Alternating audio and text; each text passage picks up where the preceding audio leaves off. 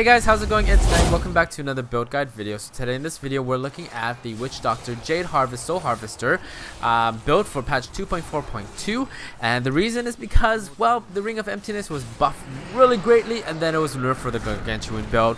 So we're gonna go with Jade Harvester for the Witch Doctor. Now, if you've ever done the I think the dungeon mastery for Jade Harvest, you pretty much know how it works. You pretty much put your haunt and then all your other dots on the mobs, and then you press Soul Harvest and it consumes all the dots that for a certain amount of time. It does that damage instantly right there and then into their faces, and that's how they die. Now, because of how the Ring of Emptiness work is when you have Locust Swarm and Haunt on your enemies, right, both of them together, you get an extra 300% increase in damage buff. So that's why we're using the Ring of Emptiness, so that it just buffs everything, and then we do Soul Harvest and just does a gazillion damage and everything, just like, well, not gazillion, but it does enough to just pretty much kills everything. So that's how that works. Anyways, enjoy the little clip and we'll go into everything else afterward. Okay, I'll see you soon.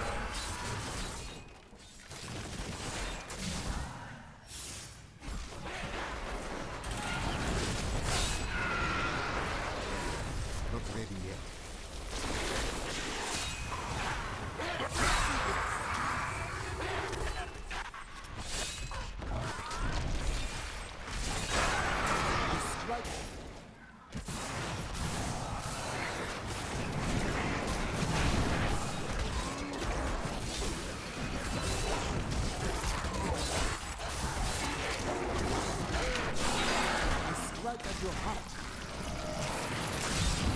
Guardian has found you.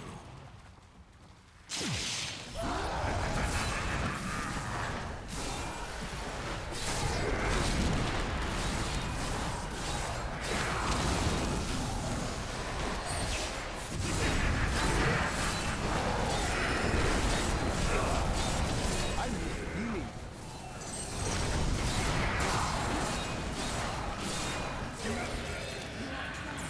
So welcome back. Hopefully you guys enjoyed that little video. We're gonna jump into our main stats priority first.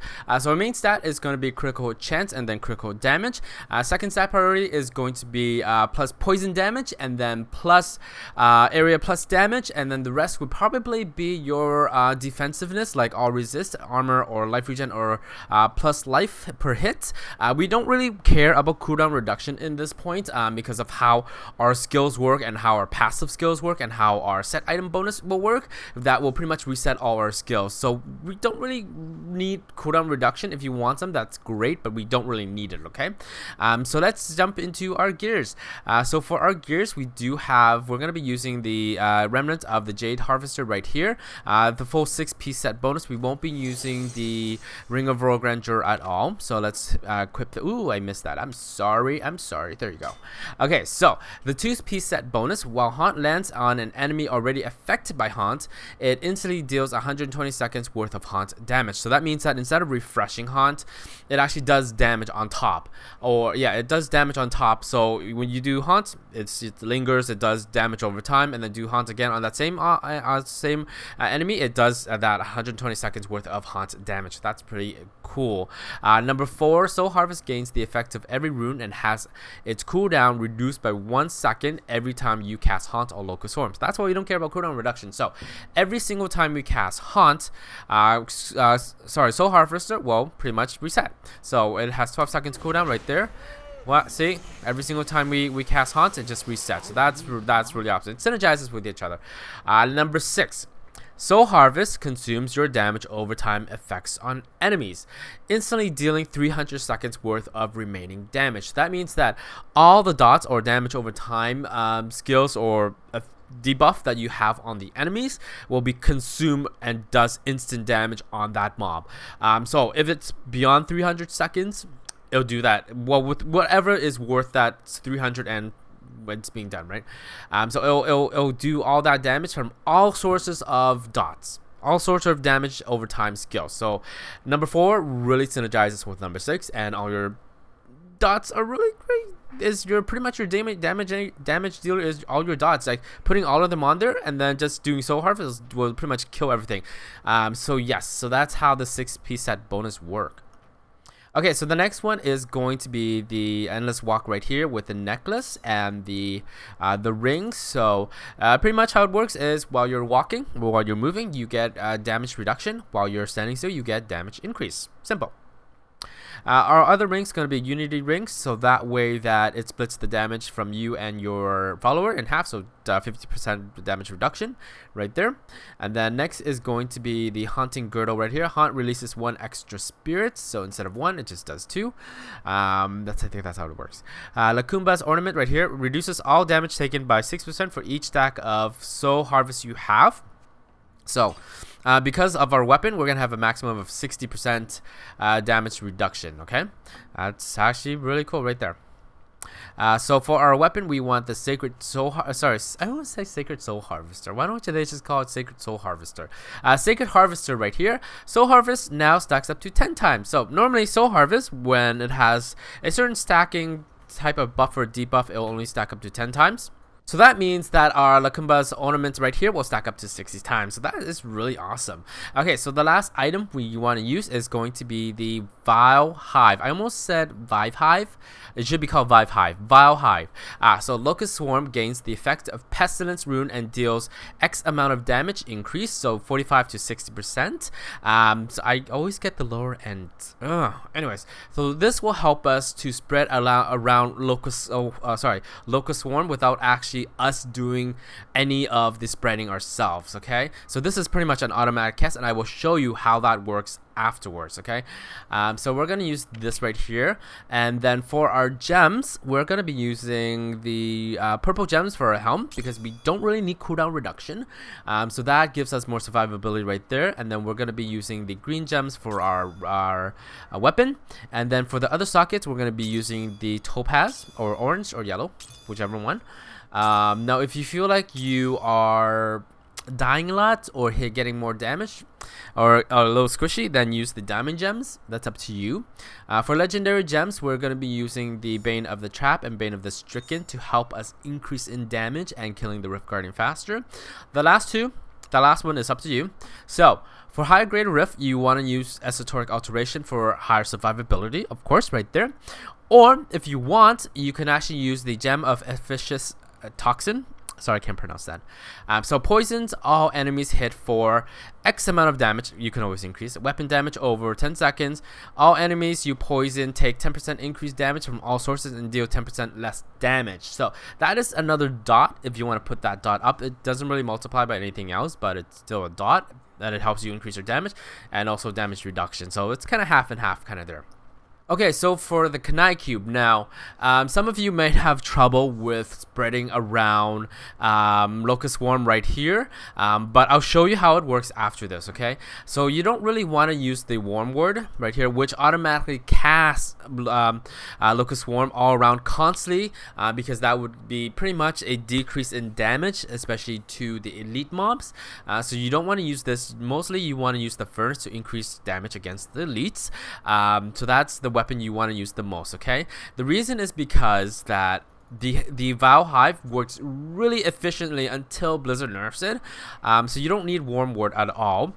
And then the next one you want is Quasicult. Locust Swarm and Haunt now deal their damage in half of the normal duration. So normally Haunt deals within 12 seconds, so it deals all those damage within 6 seconds instead, and Locust Swarm deals all that damage within 8 seconds, but now it's actually 4 seconds instead. Okay, so that's how that works. And this ring, where it's so beautiful for the other build, now it's nerfed for the other build, like shit. The Ring of Emptiness, you deal 300% increased damage to enemies affected by both your Haunt and Locust Swarm. So your Locust Swarm and Haunt has to be on the mobs themselves before this actually takes effect. So if you only have Haunt, it won't take effect. If you only have Locust Swarm on one of them, it won't take effect. So it has to be affected by both of them to get increase in damage. So that's why we were using Haunt and Locust Swarm at the same time, okay?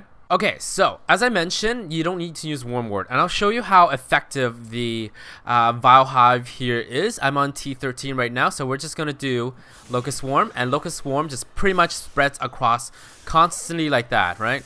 So because of our other passive, it's always gonna be on there, period. So there you go. You don't need to spread anymore. You just have to start spreading Haunt. and everything dies. Yeah, bitches. That's all. You just have to spread haunt after like one locust swarm, and that's it. So that's how that works for spreading locust swarms. So you don't really need the worm ward at all. Okay. Okay, so let's head into Paragons. Paragon levels, max your movement speed right here to 25%, and then everything into Intelligence. If you don't need that much Intelligence and you need more Survivability, then go with Vitality. That's up to you, okay? Offensiveness, you want to have critical chance, critical damage, attack speed, and cooldown reduction.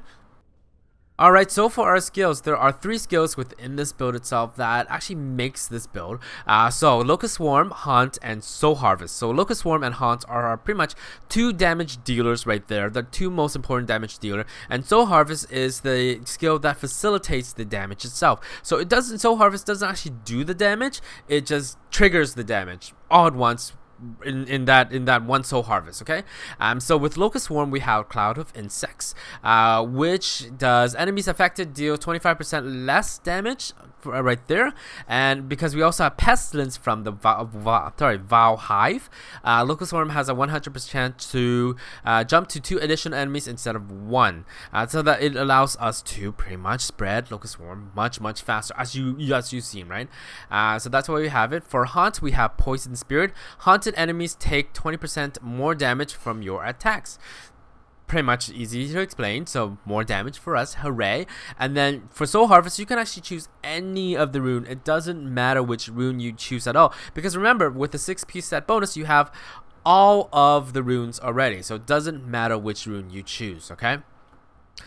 For the other ones, we have Piranhas with Piranhado right here to pull everything together. Not only that, but also increase in damage from the affected enemies. So that's where we have that there. And then we have Spirit Walk with Severance for our oops, what the shit kind of move right there.